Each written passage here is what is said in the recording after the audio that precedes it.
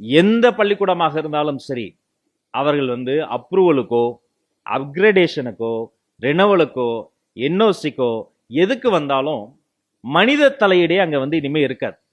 ஒரு சின்ன ஒரு விஷயத்தை நான் சுட்டி காட்ட ஆசைப்படுறேன். தமிழ்நாட்டை உலுக்கி போட்ட ஒரு சம்பவம்னா அது குடந்தை கும்பகோணம் தீ விபத்து சம்பவம்.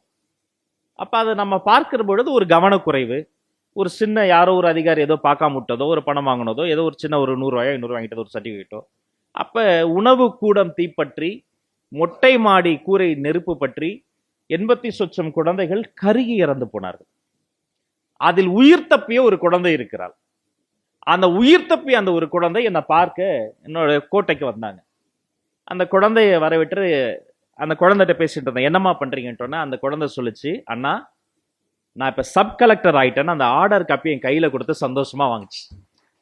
சிலிர்த்து போச்சு, எனக்கு கண்கள் கலங்கியது. அந்த தங்கச்சியை கையை பிடிச்சு அழைத்து நேரா மேல கூட்டு போய் முக்கியமான தலைவர்கள் முன்னாடி உட்கார வச்சு, இவங்களை தெரியுதா சார் அப்படின்னேன். யாருப்பா சொல்லுப்பா அப்படின்னாங்க.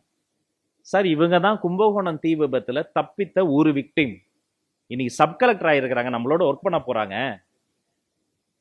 ஒரு குழந்தை தப்பிச்சது, இன்னைக்கு சப் கலெக்டர் நாளைக்கு கலெக்டர் ஆயிடுச்சு, இன்னைக்கு நாளைக்கு தான் ஐயா மாதிரி இன்னும் பெரிய அதிகாரி ஆகும். அப்ப இறந்து போனவர்களை எத்தனை கலெக்டர்களை இறந்து விட்டோம், எத்தனை டாக்டர்கள், எத்தனை கல்வியாளர்கள், எத்தனை அமைச்சர் பெருமக்கள், எத்தனை எத்தனை சிந்தனையாளர்கள் ஒட்டுமொத்தமா ஒரு கவனக்குறைவில் இறந்துருச்சு. அப்ப நம்ம முதல்ல பண்ண வேண்டியது என்ன தெரியுமா? ஊழலை ஒழிக்கணும்.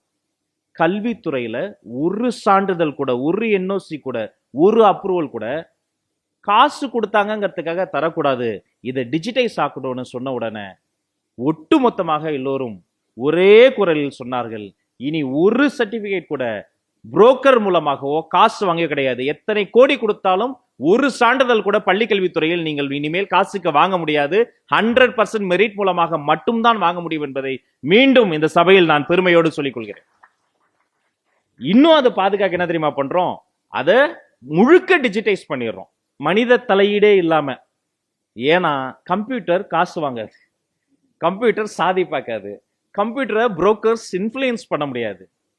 அப்ப இது முழுக்க என்னன்னா, ஒரு ஏபிசிடி நிறைய கேட்டகரிஸ் இருக்கு, அந்த சர்டிபிகேட்ஸை ஃபாலோ பண்ணி இந்த சர்டிபிகேட்ஸ், இந்த தரச்சான்றும், ஃபயர் சேஃப்டியும், அங்க இன்ஃப்ராஸ்ட்ரக்சர் ஃபெசிலிட்டியும், லேப் ஃபெசிலிட்டியும், முறையான கழிப்பிட வசதியும் இருந்தால் மட்டும்தான் சர்டிபிகேட்ஸ், என்ஓசி.